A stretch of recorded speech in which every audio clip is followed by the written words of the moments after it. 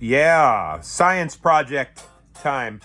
Um, there goes my fucking furnace. Okay, whatever. I'm rolling on. Um, I would imagine y'all can hear me. The iPhone is pretty awesome nowadays in terms of sound. So what we're doing today, load testing. This guy right there, which is a Vevor brand, which is like an Amazon brand. Chinese manufactured, big surprise, right? Chinese manufactured voltage regulator. The reason I'm testing it is because I'm tired of venue voltage being complete garbage. Well, wall voltage pretty much anywhere nowadays is not great for tube amplifiers. They're, unless it's a modern amp. The wall voltage nowadays, is crazy. It's 125, 26, 27. I just saw one recently. It was 128 volts, and jumping up to 130 to 131 volts when something was kicking on in the venue. I don't know what it was, but it's, out of control. And the problem is, if you're playing any type of, tube amplifier, your plate voltage goes crazy and your amp sounds like shit. So, and I'm not digging that. So, and don't let the people fool you. Those $3.99 power strips from Menards and Home Depot. I don't even have one here because they're garbage. I don't even buy them. Don't let anybody fool you, man. Those cheap power strips, they don't do anything at all. They literally don't do anything. There's no filtering. There's no regulation at all. You really want to protect your stuff and regulate your stuff. You need to buy a voltage regulator. So again, I have some of the 15 and 20 amp old school really heavy ones, and they are just that. They're just too heavy to gig with. They're in fact, I have one that's I think 15 amps, and it's like cast iron housing, huge toroidal transformer in it, and it's just under 14 pounds. So this one is a 5 amp version, which should be enough for a pedal board. And God, I can't do this, especially with my left hand. That's what she said.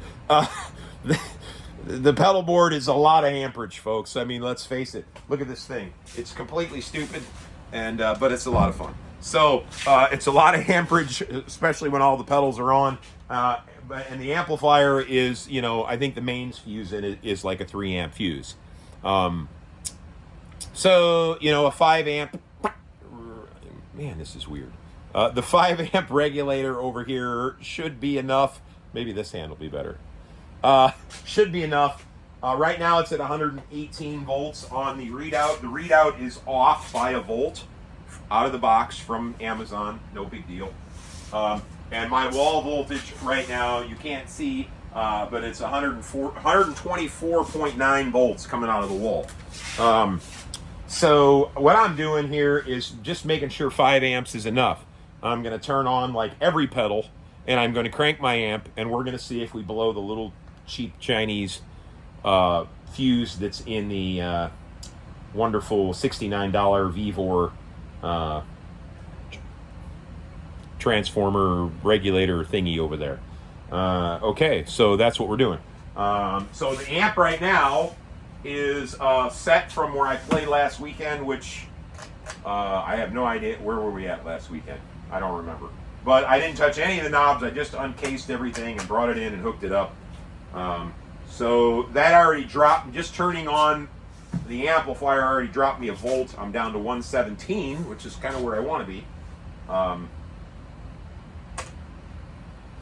So taking it off of standby. Wow, that's pretty quiet.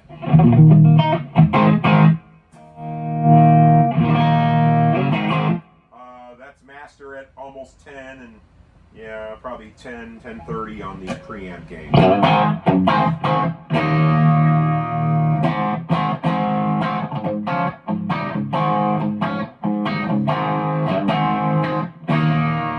Super clean. The amp, well, not super clean. It's starting to break up, which is pretty typical for a Maz, especially if you bring the preamp up a little.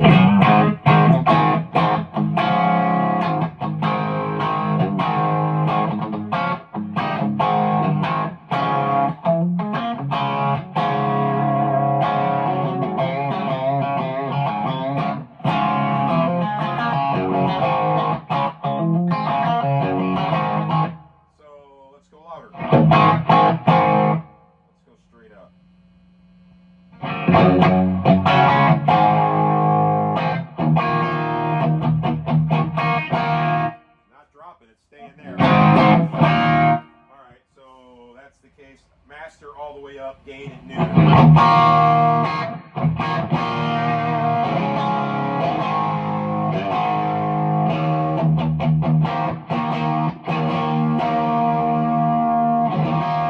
That's single coils, by the way, so we'll go to humbucker.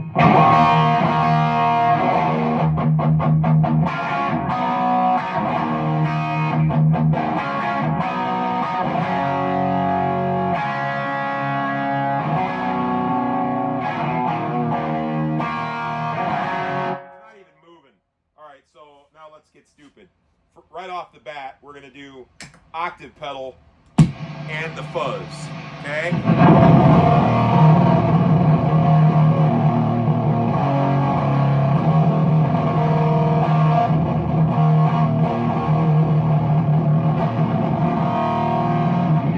So what you're hearing, the poly phonic in this Boss Super Octave, it's just having a hard time tracking. Okay,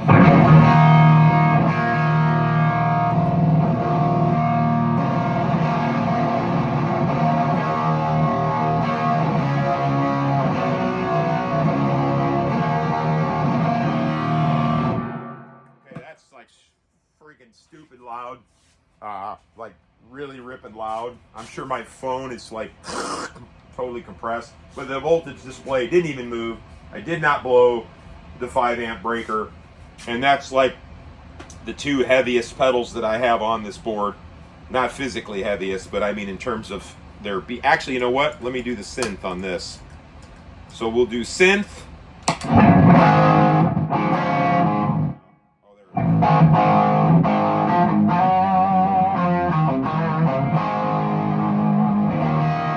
We'll do synth, octave, and fuzz.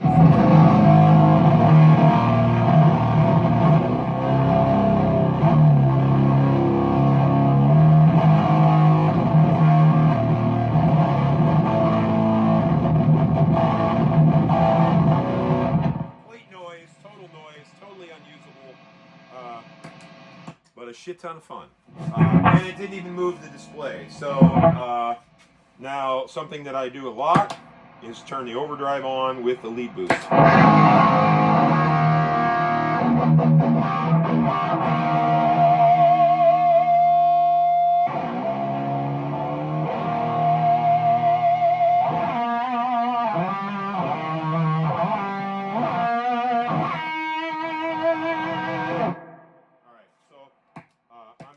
With that, it didn't even move the display.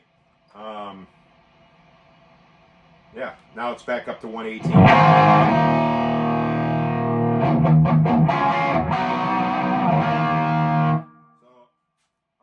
yeah, that's stupid loud, so that's got to go back down to my normal gigging volume, which is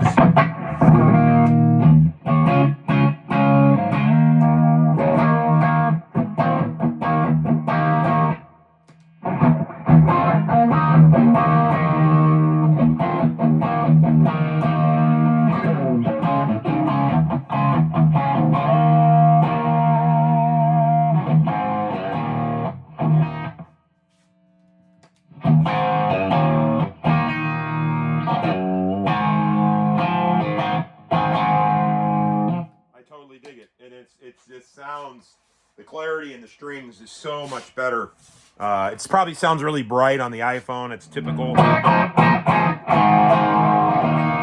you know, Maz is EL84 based. You know, it's kind of AC30-ish.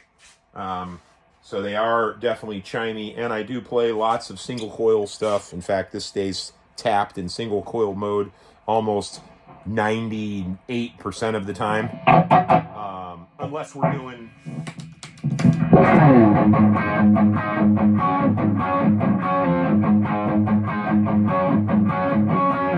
which we don't do that. I was just joking.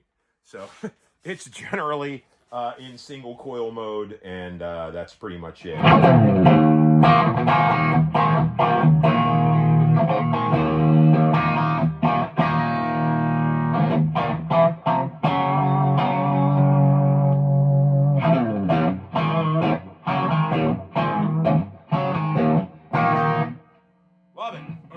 So it worked.